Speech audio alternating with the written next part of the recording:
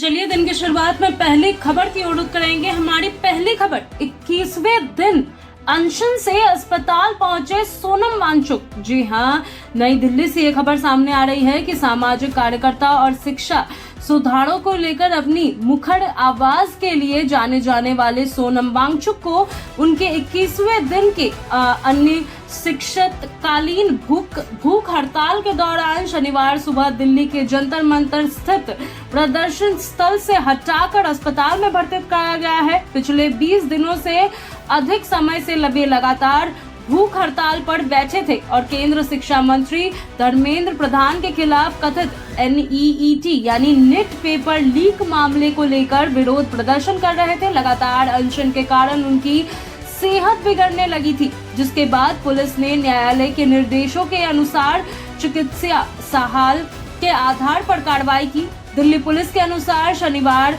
तड़के पुलिस और प्रशासन की टीम जंतर मंतर पहुंची और सोनम वांगचुक को प्रदर्शन स्थल से हटाकर अस्पताल ले जाया गया। पुलिस ने स्पष्ट किया है कि यह कार्रवाई किसी बलपूर्वक हस्तक्षेप के बजाय दिल्ली हाईकोर्ट के आदेश और विशेषज्ञ डॉक्टरों की सलाह के अनुरूप किया गया है। पुलिस का कहना है कि वांगचुक की स्वास्थ्य स्थिति लगातार बिगड़ रही थी और उन्हें तत्काल चिकित्सकीय देखभाल की आवश्यकता थी।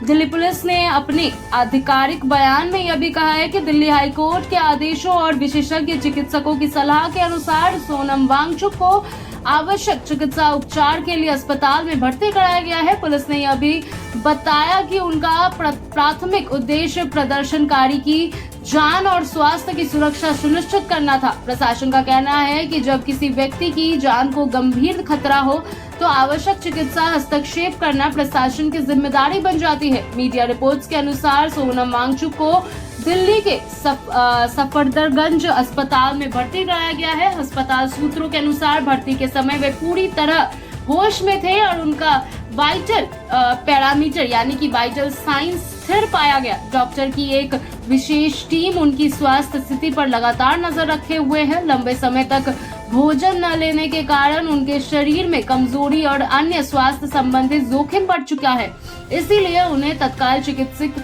निगरानी में रखा गया है। सोनम वांगचुक पिछले 20 दिनों से अधिक समय से जंतर मंतर पर अनिश्चितकाल भूख हड़ताल कर रहे थे। उनका आरोप था कि नीट परीक्षा में कथित पेपर लीक और परीक्षा प्रणाली में अनियमितताओं के कारण लाखों छात्र और भविष्य प्रभावित हुआ है। इसी मुद्दे पर वे केंद्र सरकार और विशेष रूप से केंद्र शिक्षा मंत्री धर्मेंद्र प्रधान से जवाबदेह और व्यापक सुधारों की मांग कर रहे थे। उनका कहना था कि परीक्षा प्रणाली को पूरी तरह प्रदर्शित और पारदर्शी और निष्पक्ष बनाने के लिए ठोस कदम उठाए जाने चाहिए। शनिवार सुबह पुलिस की कार्रवाई के दौरान जंतर मंतर पर कुछ समय के लिए तनावपूर्ण स्थिति भी देखने को मिली।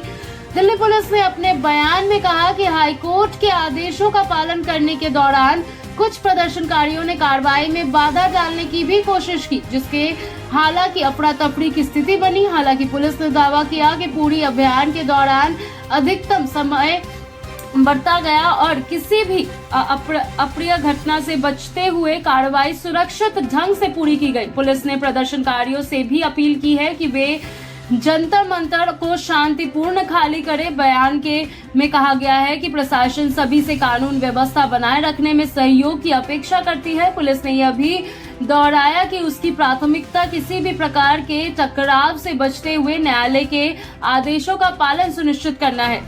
सोनम वांगचुक लंबे समय से शिक्षा, पर्यावरण संरक्षण और सामाजिक सुधारों से जुड़े मुद्दों पर सक्रिय रहे हैं। देश भर में उन्हें शिक्षा के क्षेत्र में नवाचार और जनहित के मुद्दों को लेकर मुखर आवाज के रूप में जाना जाता था।